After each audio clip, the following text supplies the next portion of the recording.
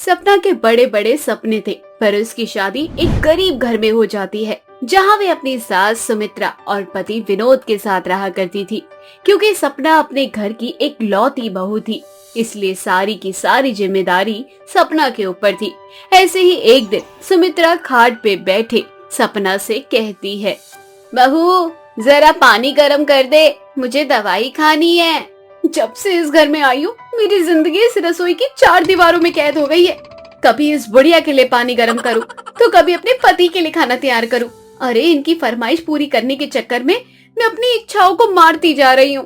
काश कि मेरे हाथ लंबे होते, अपने कमरे में बैठे बैठे सारा काम कर लेती, बार बार उठ उठ के अंदर बाहर नहीं करना पड़ता। क्या हुआ बहू, तूने अब तक जवाब नहीं दिया।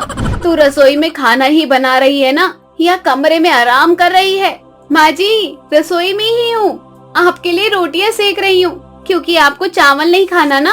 और रही बात गर्म पानी की, तो मेरे हाथ इतने लंबे नहीं है कि मैं रसोई में बैठे बैठे बाहर आपको गर्म पानी दे सकूं। इसलिए रसोई घर में खुद आ जाओ, पानी गर्म हो चुका है। अब सुमित्रा अपनी बहू के पास जाती है और अपना गर्म पानी लेकर दवाई खाती है। सपना बहुत आलसी थी, पर वह अपने पापी पेट के चलते रसोई में बैठकर खाना बनाती। ऐसे ही एक दिन सुमित्रा सपना से कहती है, बहू घर बहुत गंदा हो गया है और रसोई की हालत देखकर तो लग रहा है जैसे तूने महीनों से रसोई की सफाई नहीं की। घर में लीपा पोती भी कई दिनों से नहीं हुई है। आज घर की सफाई कर ले और रसोई भी साफ कर लेना। माँ जी, मैं अकेली इतना सब कुछ नहीं करने वाली।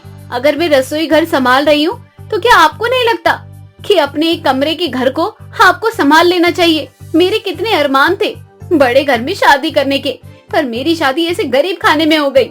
बहू, इंसान की जितनी बड़ी चादर होती है, इंसान उतना ही पैर फैलाता है। और तेरे मायके वाले इतने अमीर नहीं जो तेरी शादी अमीर घर में करवा सके, इसलिए तुझे इस गरीब खाने में पटक दिया। पर मैं तेरी एक सहायता कर सकती हूँ, क्योंकि तू सारा दिन रसोई घर के कामों में लगी रहती है, इसलिए घर के काम में मैं तेरा हाथ बटा दिया करूँगी। अब खुश?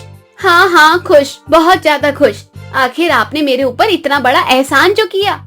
घर के कामों को लेकर सपना और सुमित्रा के बीच बहस चल रही होती है कि तभी विनोद धनिया और गेहूं का कट्टा लेकर घर आता है और सपना से कहता है, धनिया ये लो, इस महीने का राशन ले आया हूँ। अब देखो ऐसा है कि चावल पड़ते हैं बहुत ज्यादा महंगे, इसीलिए ना तुम कुछ दिन रोटी ही बनाओ, बढ़िया खाएंगे रोटी और क्या। और ये लो धनिया और कच्चे आम, बढ़िया मस्त आम और धनिया की चटनी बना देना। क्या स्वाद वाली चटनी बनाती हो। जैसे सामान लेकर आए हो वैसे ही रसोई घर में रख दो। अब मैं बार बार रसोई घर के चक्कर नहीं काटने वाली। मेरी पूरी जिंदगी इस रसोई में ही बीत जाएगी। मेरे इतने लंबे हाथ नहीं कि मैं सारा सामान रसोई घर में रख कर आऊं। और मैं अभी रसोई से ही बाहर निकली हूँ, दिखाई नहीं दे रहा मेरे सर से टपकता पसीना। अरे सपना, मैं जानता हूँ कि पूरा दिन रसोई में काम करके तुम्हारा दिमाग भी गर्म हो जाता है, एकदम गर्मा गर्म रोटी की तरह। पर तुम इतनी नाराज काहे होती हो? मैं खुद ये सामान रसोई में ले जाता हूँ, तुम बस याद से मेरे लिए धनिया और आम की चटनी बना देना। और हाँ, माँ के लिए खिचड़ी, ठीक है ना? मैं रख के आता हूँ। विनोद का ऑर्डर सुनकर सपना को और गुस्सा आ जाता है, पर वह ना तो अपनी सास के लिए खिचड़ी बनाती है और ना ही अपने पति के लिए चटनी। सपना एक ही खाना बनाती है, सिर्फ रोटी, और घर वालों को वही रोटी प्याज के साथ खाने को कहती है। रसोई में बहुत गर्मी हो रही है, इसलिए आज रोटी प्याज खा लो। पर बहू, तू तो जानती है ना, मैं दाल चावल रोटी हजम नहीं कर पाती। मेरा पाचन तंत्र कितना कमजोर है, इसलिए तो डॉक्टर ने मुझे दलिया खिचड़ी खाने को कहा है। वे तो तेरी मजबूरी समझकर मैं कभी कभी रोटी खा लेती हूँ। सपना, मैंने तुमको धनिया लाकर दी थी ना, अरे चटनी काहे नहीं बनाई? तुम धनिया की चटनी बना देती तो हम रोटी चटनी के साथ खा लेते, प्याज की जरूरत ही नहीं पड़ती। देखिए जी, मैंने आपसे कई बार बोला है, मेरे हाथ इतने लंबे नहीं है कि मैं एक जगह बैठे बैठे बाहर के काम कर सकूं। रसोई घर आपका इतना छोटा है कि उसके आधी चीजें इधर उधर रखी रहती है। चटनी पीसने के लिए सिलबट्टा बाहर रखा था, अब बाहर चटनी पीसने के लिए कौन जाता, इसलिए जो मिल रहा है चुपचाप खा लो। अरे हद करती हो तुम सपना, तुम ना सच में आलसी हो गई हो। सिलबट्टा बाहर रखा था इसलिए तुमने चटनी ही नहीं पीसी। वाह, सपना के आलस को देखकर विनोद को बहुत गुस्सा आता है, पर बेचारा करता भी क्या, वो चुपचाप खाना खाने लगता है कि तभी वहाँ एक बूढ़ी औरत भीख मांगने के लिए आती है और विनोद बाहर जाकर अपने हिस्से का खाना उस बूढ़ी औरत को दे देता है। पर फिर भी उस बूढ़ी औरत की भूख खत्म नहीं होती, जिसके बाद विनोद खाना लेकर सपना को बाहर आने के लिए कहता है। सपना, वो जो अंदर रोटी रखी ना, ले जाके बूढ़ी अम्मा को दे दो। वैसे भी मुझसे खाली रोटी नहीं खाई जाएगी, ले जाओ। चटनी तो बनाई नहीं। सपना नाराज होकर रोटी लेकर आती है और बूढ़ी अम्मा के हाथ में गुस्से से देती है और ये देखकर बूढ़ी अम्मा बहुत हैरान होती है और वे सपना से कहती है, बेटी तुम इतनी नाराज क्यों हो, और तुम तो इतनी पसीने में डूबी हुई हो। अम्मा, अब जो बहू पूरे दिन रसोई में बैठी रहेगी और अपनी सास के लिए और अपने पति के लिए कुछ न कुछ बनाती रहेगी, वे बेचारी पसीने में ही डूबी रहेगी ना। अगर मेरे हाथ लंबे होते तो हर समय मुझे रसोई में ना रहना पड़ता और ना ही इस तरह से अंदर बाहर करना पड़ता। मैं एक जगह बैठकर ही सारा खाना बना लेती, पर मेरे घर वालों को मेरी बात समझ तो आती नहीं है। बस इतनी सी बात बेटा, मैंने बहुत तप जप किए हैं। मेरे पास कुछ अनोखी शक्तियां हैं, क्योंकि तूने मुझे रोटी दी है इसलिए मैं तुम्हारी इच्छा पूरी कर सकती हूँ। मेरे जाते ही तुम्हारे हाथ लंबे हो जाएंगे, फिर तुम अपने इन लंबे हाथों का इस्तेमाल करना। बूढ़ी अम्मा रोटी लेकर वहाँ से चली जाती है और बूढ़ी अम्मा के जाते ही सपना के हाथ लंबे हो जाते हैं। यह देखकर सपना बहुत खुश होती है। अब जब भी सपना काम करने के लिए बैठती, उसके हाथ लंबे हो जाते और बिना अपनी जगह से हिले सपना सबके मनपसंद का खाना बनाती। बाहर पंखे की हवा में बैठकर लंबे हाथों से खाना बनाने का मजा ही कुछ और है। और एक बार झांक के देख लेती हूँ खाना कहीं जला तो नहीं। इसी तरह से बाहर हवा के पंखे में बैठकर सपना अपने लंबे हाथों का इस्तेमाल करती और खाना बनाती। अब कोई भी पानी या खाना सपना से मांगता तो सपना अपनी जगह पर बैठे बैठे अपने हाथों को लंबा करके सामने वाले को खाना पानी ला कर दे देती। लंबे हाथ पाने के बाद सपना की खुशी दोगुनी हो जाती है और सपना पूरे गांव में लंबे हाथ वाली बहू के नाम से मशहूर हो जाती है। आशा एक गरीब औरत थी जिसने बड़ी ही मुश्किलों से अपने 5 बेटों की परवरिश करी थी, पर बड़े होने के बाद भी उसके 5 बेटे आलसी और निकम्मे थे जो कुछ नहीं करना चाहते थे। अभी भी आशा ही अपने 5 बेटों की देखभाल कर रही थी। ऐसे ही एक दिन आशा अपने 5 बेटों के साथ खाने के लिए बैठती है और अपने 5 बेटों से कहती है, बेटा आखिर तुम 5 कब तक आलसी बने रहोगे? अब तुम्हारी उम्र हो चली है, कहीं कोई काम क्यों नहीं देखते? गांव के सभी लोग मुझे ताने देते हैं कि मैं 5 बेटों की माँ होकर भी मेहनत कर रही हूँ। माँ, हम जानते हैं कई बार हमने भी गांव वालों के ताने सुने हैं, पर हम आलसी या निठल्ले नहीं हैं। माँ, हमने कुछ सोचा है, अगर ऐसा हो जाता है तो कोई भी आपको ताने नहीं देगा। हाँ माँ, हमने सोचा है कि हम अपने गांव के उस पहाड़ी पर जाएंगे जहाँ वो ऋषि मुनि रहते हैं। आपने सुना होगा उस तपस्वी ऋषि मुनि के बारे में। हम उन्हीं से मिलने की कोशिश कर रहे हैं ताकि हम उनसे विद्या प्राप्त कर सकें। पर बेटा वे पहाड़ी तो बहुत ऊपर है, आज तक उस पहाड़ी पर कोई नहीं पहुँच पाया और ना ही उस ऋषि से मिल पाया। तुम उसी से ज्ञान कैसे प्राप्त करोगे? इसलिए मेरी मानो, जय श्री ऋषि से ज्ञान प्राप्त करने का आइडिया छोड़ दो और कोई मेहनत जाकर कर लो। माँ, हमने सोच लिया है और तुम तो जानती हो ना, हम 5 भाई जो फैसला कर लेते हैं उसे हम फिर किसी भी कीमत पर पूरा करते हैं। आशा अपने 5 बेटे की दृढ़ निश्चय के आगे कुछ नहीं कह पाती और बहुत जल्द आशा के 5 बेटे पहाड़ी की चढ़ाई करते हैं। कुछ दिनों तक 5 भाई लगातार चलते हैं और आखिरकार वे पहाड़ी की चोटी पर पहुंच जाते हैं जहां ऋषि मुनि तप कर रहे होते हैं। ओम होम जूम सह, ओम भूर्भुवः स्वः, ओम त्र्यंबकम यजामहे सुगंधिम पुष्टिवर्धनम उर्वारुकमिव बंधनान मृत्युमोक्ष्य मामृतात्। ओम स्वः भुवः भूम, ओम स्वः भुवः भू, ओम सह जूम होम ओम।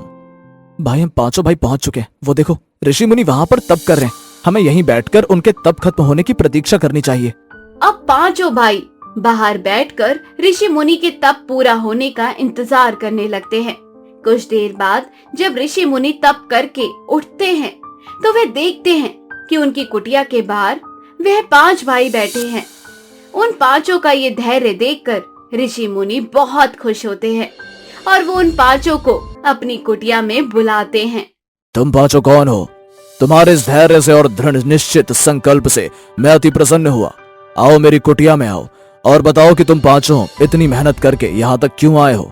पांचों भाई कुटिया के अंदर जाते हैं, जहाँ वो ऋषि मुनि के सामने नीचे धरती पर घुटनों पर बैठकर अपने दोनों हाथ जोड़कर ऋषि मुनि से कहते हैं, बाबा हम पांचों भाई बहुत गरीब हैं। हमारी माँ ने शुरू से ही मेहनत करी है। हम पांचों भाई ने उन्हें मेहनत करते देखा है और हमारी माँ नहीं चाहती कि हम मेहनत करें, पर वो चाहती है कि हम काम करें। तो इसमें खराबी क्या है? हर माँ चाहती है कि उनका बेटा कामयाब बने। तुम पांचों भाई काम क्यों नहीं कर रहे? बाबा बात यह नहीं है कि हम मेहनत नहीं करना चाहते या काम नहीं करना चाहते। बात यह है कि गरीबी की वजह से हमें काम पर लगाए और मैं नहीं चाहता कि हम उनकी तरह मेहनत करें, क्योंकि मेहनत करते हुए ही हमारे पिता की जान गई थी। इसलिए हम यहाँ पर आपसे ज्ञान प्राप्त करने आए हैं ताकि भविष्य में कुछ कर सके। बच्चों, कोई भी ज्ञान इतनी आसानी से प्राप्त नहीं होता। अगर तुम्हें सच में ज्ञान प्राप्त करना है तो तुम्हें 1 महीने तक मेरी कुटिया में रहना होगा और जो मैं तुमसे कहूंगा तुम्हें वही करना होगा। तुम्हें मेरी हर बात माननी पड़ेगी, तभी तुम्हें ज्ञान की प्राप्ति होगी। हमें आपकी सारी शर्त मंजूर है बाबा, बस हमें ज्ञान की प्राप्ति चाहिए। अब चारों भाई उस ऋषि मुनि से ज्ञान प्राप्त करने के लिए उसकी कुटिया में रहते हैं और दिन रात उसकी सेवा करते हैं। कोई भाई ऋषि के पैर दबाता, तो कोई उसके लिए जंगलों से फल तोड़ कर लाता, तो कोई ऋषि मुनि के लिए खाना बनाता। यह देखकर ऋषि मुनि उन पांचों भाइयों की मेहनत से खुश हो जाते हैं और उन पांचों को ज्ञान प्राप्ति के साथ जादू भी सिखाते हैं।